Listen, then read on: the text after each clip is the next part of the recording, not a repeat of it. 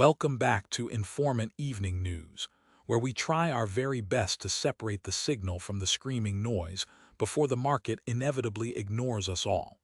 Tonight's headline is simple. A man has not posted in 3 hours and 32 minutes, yet somehow this silence represents the 90.8 percentile of every interpost gap since 2022, which I find statistically baffling, because it implies that doing nothing for half an hour is now considered a rare event worthy of celebration. Let's be honest with ourselves. When you spend 3 hours and 32 minutes not posting, that isn't a strategy. That's just the time it takes to watch your own reflection in a mirror until you remember what year it actually is. While we were waiting for him to return from this brief hiatus of historical significance, he managed to drop exactly 11 posts on Truth Social, resulting in 3 finalized bursts that moved markets with the precision of a sledgehammer, hitting a piñata filled entirely with other people's pension plans. Let's look at the math, because I know our two colleagues, who are both wrong and currently arguing about whether this is a diplomatic victory or a fever dream, love to ignore the numbers when they don't fit their narrative. The first burst consisted of 5 posts over 3 minutes, which sent FOXA up plus 0.23% into the 77th percentile. The second was 1 post over 0 minutes, moving SMH up plus 0.33% in the 58th percentile. And the third, a 4-post marathon spanning 52 minutes, pushed VIXY up plus 2.07% to the 87th percentile. I am going to say that again, because it is too good to let slide by.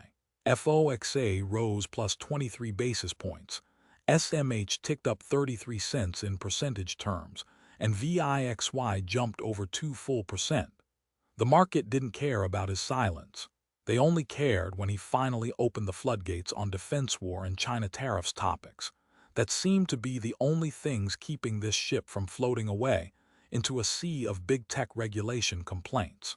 And speaking of our pundit booth, which I feel obligated to call out for its collective lack of accuracy today, we have the left claiming he is thanking everyone who told him the market would punish his behavior because it never does, while simultaneously watching his consequential history turn into a budgetary fever dream. And on the right side, they are screaming that Democrats are marching in lockstep, while Mike Johnson passes America's greatest budget bill ever. Meanwhile, my colleague from the left warned us to be very careful about how we say this before immediately saying it anyway, claiming you get some number of bridge profits after Canada bans you from its own ribbon-cutting sounds less like a diplomatic victory, and more like the delusion of a man who thinks he can unilaterally edit geography. To which my colleague on the right responded with absolute confidence that they dared to invite us. So now we grab some number of loot while statisticians in Ottawa freeze trying to calculate a baseline for their own humiliation. It is genuinely impressive how both sides agree there was some number involved, but cannot seem to find it anywhere except inside their own echo chambers. We did have 2 votes cast on last week's poll asking if his bursts landing after hours were deliberate or just coincidence. And I must report with the solemnity of a coroner that 0 people voted that nothing happens because he is awake and angry.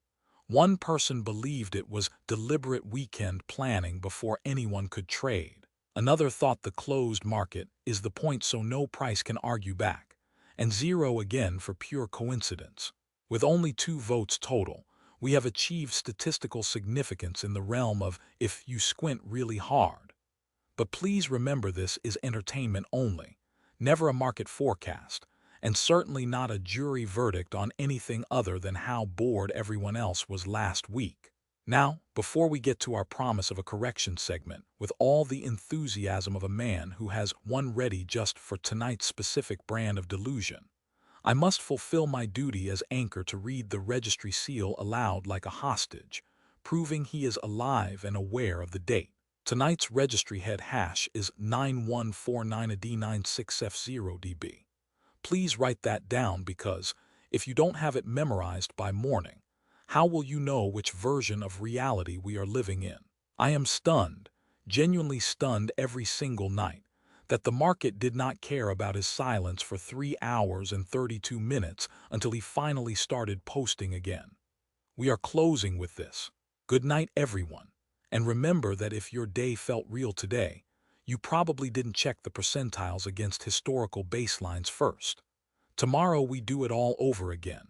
But I would like to note on the record that at least one of us is going to need a nap before sunrise because watching Mike Lindell get traded like a used car in an online auction is becoming too much for this heart. That was plenty of heat, but what did the booth make of it? Let's go live. He's praising Bulgarian air bases and pretending Beijing promised him anything while Canada gets snubbed at its own bridge opening. Classic Trump theater, where reality is just a suggestion.